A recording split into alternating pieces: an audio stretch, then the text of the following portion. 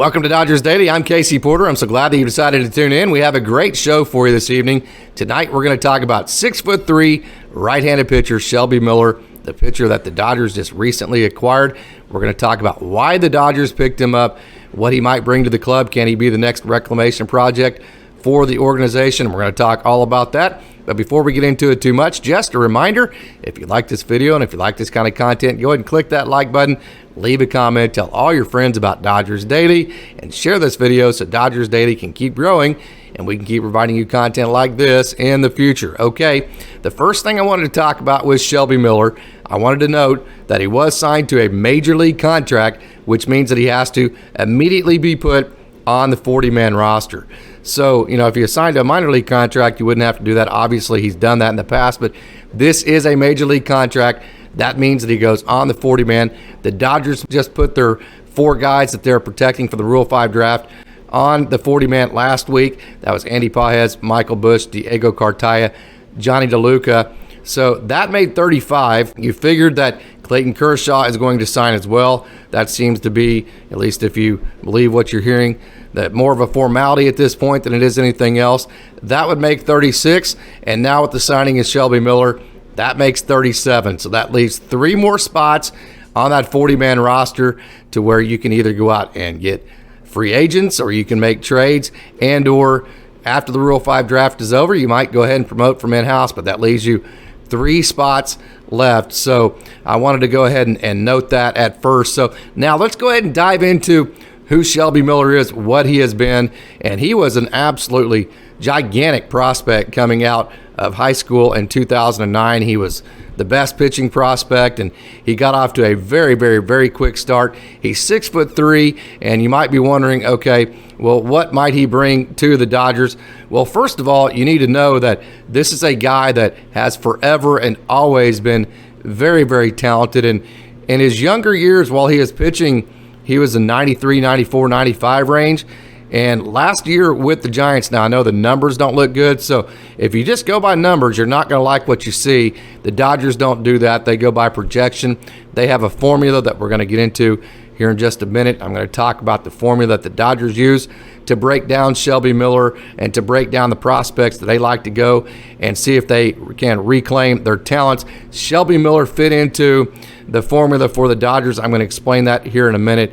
But again, Shelby Miller was a real big deal. He was the Cardinals minor league pitcher of the year in 2010. He was Baseball America's #1 prospect all the way from 2009 to 2011. He also played in the All-Star Futures game in 2010 in 2 different years, 2010 and 2011. Then also, he was a Major League All-Star in 2015. So this is a dude in Shelby Miller that's used to being a dude. Now, obviously, he's been bounced around quite a bit. The Dodgers are his 10th team, and I'm going to write an article about this. I'm not going to bore you with all the details of all the different times he's been a free agent.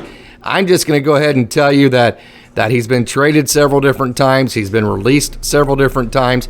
He's been with 9 other clubs other than the Dodgers, and the Dodgers are going to make his 10th different club. And quite frankly, again, I'm going to say it, if you just go by numbers, you're going to probably look at this and you go, why would you do this? And is this really a pickup the Dodgers needed? But again, I'm going to tell you, he fits the formula for the Dodgers. He has the big frame.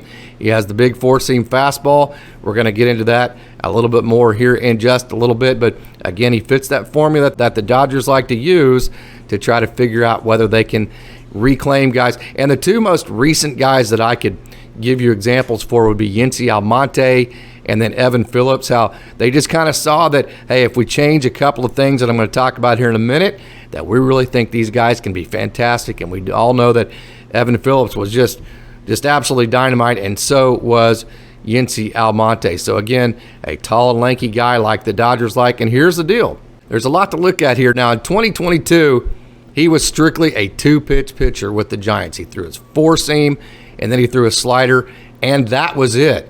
But Shelby Miller, throughout his career, has showcased and featured at least 6 different pitches. He just threw 2 last year. Now in 2021, the year before that, he featured 3 pitches. He had the cutter to go with, the slider, and the fastball. So the thing to note about this is the Dodgers are going to have different ways they can go with Shelby Miller, in the sense that if the Dodgers decide to add a third pitch out of the 6 pitches that he's thrown in the past, it'll be interesting to see which one they add back. So again, it's going to be interesting to see which way the Dodgers go with that. So, all right, let's break down exactly what Shelby Miller is, the type of pitcher he is, and the first thing that I want to talk to you about is the type of combinations he uses. Now, you need to understand he uses a 4-seam, and, you know, with modern analytics, what pitching coaches and pitchers have realized is that if you throw the 4-seam instead of the 2-seam, you get a lot more backspin. And the more backspin you get, the more velocity you get, and also the more backspin you get, the more that it looks like it has that rising effect to the hitter. So pitchers have learned to use that backspin of their 4-seam to throw that ball up in the zone. And they've also learned that if you have backspin on that 4-seam and you throw it low in the zone, instead of diving out of the zone, it will actually carry the bottom of that zone, and you'll get a lot of strikes. And it looks like to a hitter the ball is going to drop out of the zone, but then it just, with that backspin, it stays at the bottom of the zone and carries the bottom of the zone. And they get a lot of strikes with guys not swinging at those pitches. So again, the 4-seam that the Dodgers like, Shelby Miller has it. He was up to 97 miles an hour with his 4-seam, and he's also thrown a 2-seam in the past and then his slider. So what we're going to do is we're going to look at this first video, and we're going to show the 2-seam that he used to throw. Now, he didn't throw it last year. He didn't throw it in 2021. But I want to show you this pitch, and I want to show you it because I think it is probably the #1 candidate as far as the secondaries. If the Dodgers decide to add a third pitch to his mix in 2023, I think his 2-seam sinker is the pitch that they will choose. All right, look at this pitch. See how that pitch has arm side movement, and it runs back in towards a right-hander, and it would run away from a left-hander. You can see it there again. There it is against the lefty. See how he can start it off of the plate inside. It freezes the lefty, and then he can bring it and work it back over. Look right there. Here it is to a right-hander. It breaks into a right-hander and gives that right turn, if you will. There it is again. It gets in on the hands. Here it is to a lefty. Freezes the lefty where he can't swing. Now, what is the significance of this? Well, when you look at the fastball, the 4-seam fastball gives the rising effect up in the zone, the carry effect at the bottom, and then his slider gives that left turn. Okay, so you have the rising effect and the left turn. So now what you need, and you have a little bit of depth with this slider too, so you have a little downward movement. So what that 2-seam does, it gives him now that right turn. So he gives every hitter every type of shape, and that is big. Not only do you give every shape to a hitter, but it also gives you the ability to move the ball away from whatever side the hitter is. So if he's lefty and you throw that 2-seam, you can throw that ball that runs away from a lefty. If it's right-handed, you can throw the slider. So you have the ability to move the ball away from a hitter, no matter whether they're right-handed or left-handed. So I wanted to show you that 2-seam because, like I said, I think if the Dodgers decide to add a third pitch to his mix in 2023, that's why I think the 2-seam would probably be the best candidate. I want to move now to the next aspect of what he's done, at least in the past, very, very well, and it's a concept that the Dodgers call tunneling, which means you start your fastball in one location, and then you start all of your breaking stuff off of that same location, but instead of carrying and just staying on the same path like a fastball would, your breaking balls break whichever way they are. If it's a 2-seam or if it's a changeup, it's going to break back to the right. If it's a slider, it's going to break to the left. So it takes a turn off of that same tunnel. And what I want to show you is how both with his 2-seam and his 4-seam, Shelby Miller is able to tunnel his slider, which is a very big deal because he's able to get some deception to that slider because it looks like a fastball to the hitter, but then it takes that left turn. So let's take a look at it here. Here's Shelby Miller with that 2-seam on the outer half. Now look how he tunnels that slider out of that same location. It starts at the exact same spot. There's a 4-seam up in the zone. You're going to see here in a minute. Look how he tunneled that slider. Again, same spot where it starts out. Here's another one up in the zone, that 4-seam. Now look at that slider that he tunnels off that 4-seam up in the zone. So I wanted to show you that tunneling effect that Shelby Miller uses, how he is able to get deception with the slider. Now, if you look at his video and you look at some of the reasons why he has struggled in the past, the slider would be the pitch that in my opinion, he has probably struggled with the most.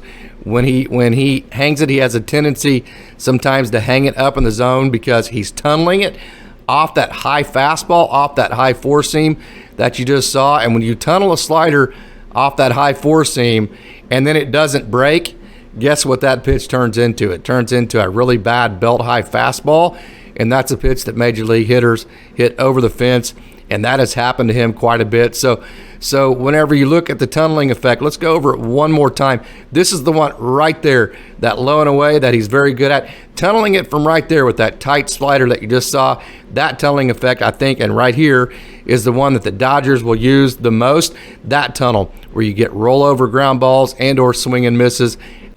This is the one that he gets hurt on right there. He throws that four seam up and he tries to tunnel the slider off of that. And then when the slider doesn't break again, it just hangs and it turns into a bad fastball and it gets hit a long ways. That's where, in my opinion, his biggest struggles have come from, is trying to tunnel that slider off of the high four seam, like I said just a minute ago. So one of the first things that a pitcher, when they become a Dodger, the first thing they do is that, and Yency Almonte was the perfect example of this, they actually ditched their two seam. And of course, I'm kind of contradicting myself, and I am, but I'm not. Let me explain here.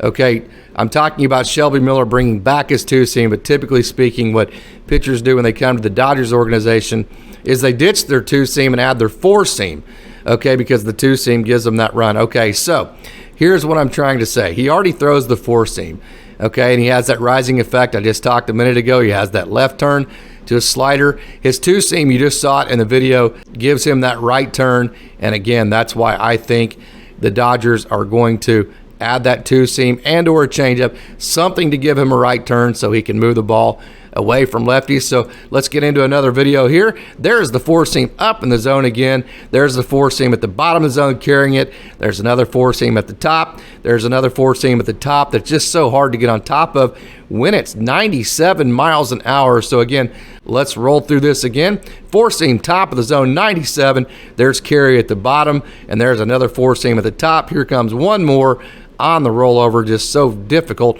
Buster Posey was not able to get on top of that fastball, and so he kind of cut across the top of it and grounded out. So again, there's your four seam. You've seen the slider, you've seen the two seam, how he can move it to the right.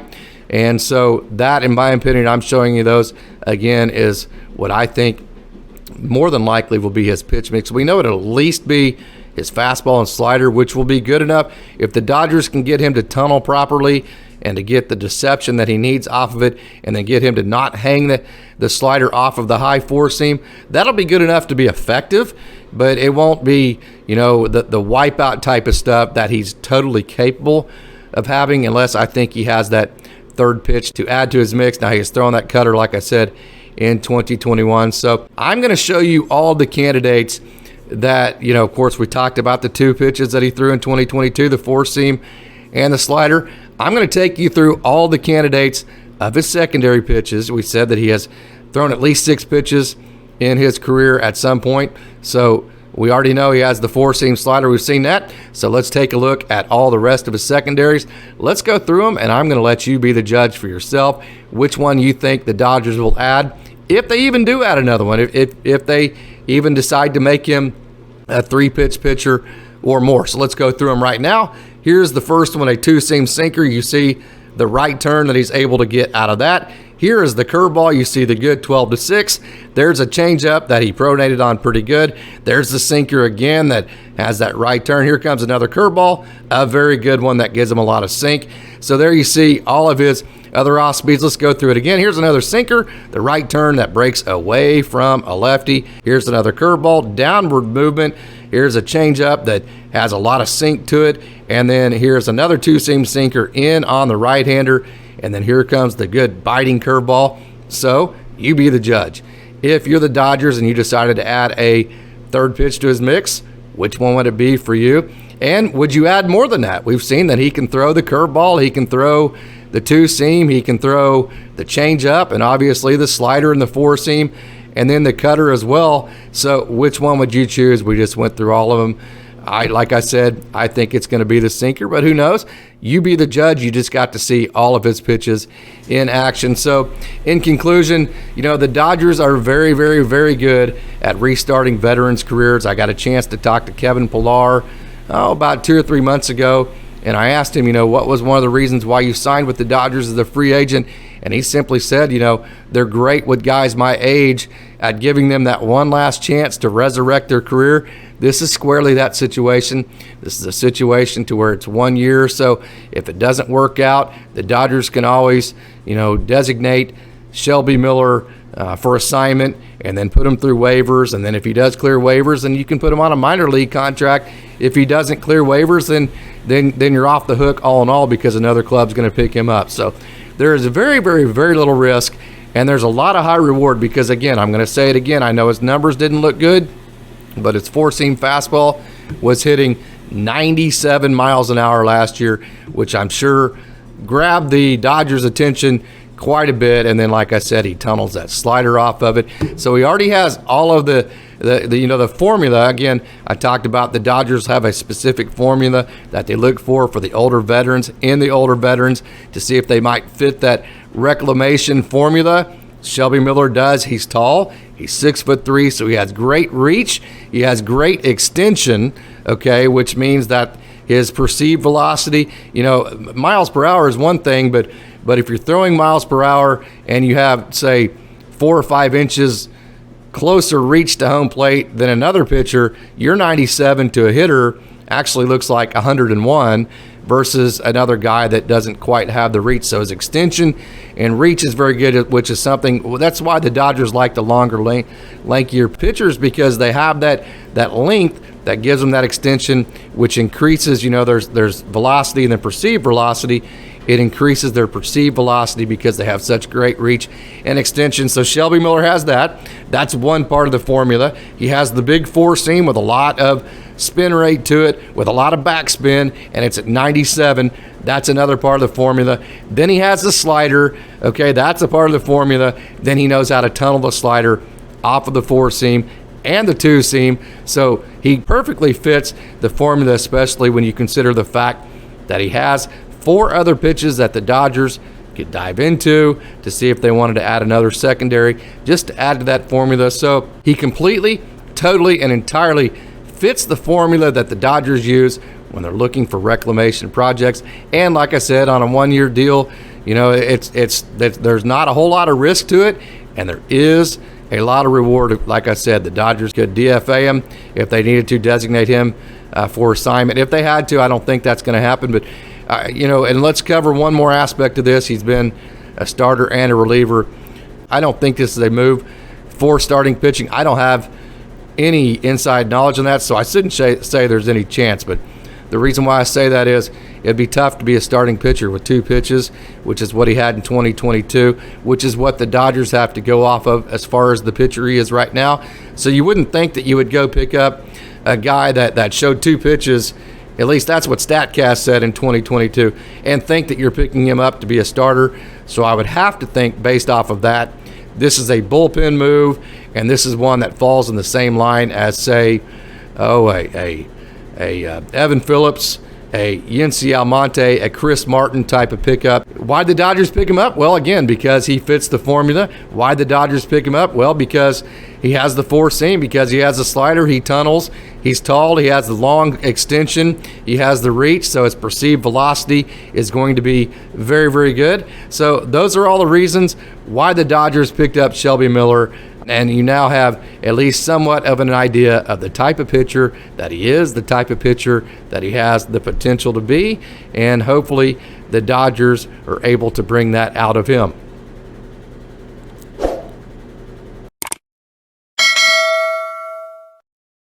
I'm glad that you tuned in to another edition of Dodgers Daily, and I hope you tune in to the next edition. I also hope that you visit DodgersDaily.net. That's DodgersDaily.net. Go on over there. You can check out all my player features and much, much more. That's, again, DodgersDaily.net. And I also hope that you visit Dodgers Daily on all the social media platforms, Facebook, Twitter, Instagram, and TikTok. And I also hope that you become a subscriber to our Dodgers Daily podcast on the podcast streaming service of your choice. Hey, just one more reminder, if you like this video and if you like this kind of content, go ahead and click that like button, leave a comment, tell all your friends about Dodgers Daily, and share this video so Dodgers Daily can keep growing. You know, that really helps us. When you click that like button, it really helps Dodgers Daily. When you leave a comment, obviously, if you share it, it gives these videos more views, and that helps a lot Dodgers Daily continue to grow, which allows us to keep providing you content like this in the future. As always, thanks for tuning in, and go Dodgers!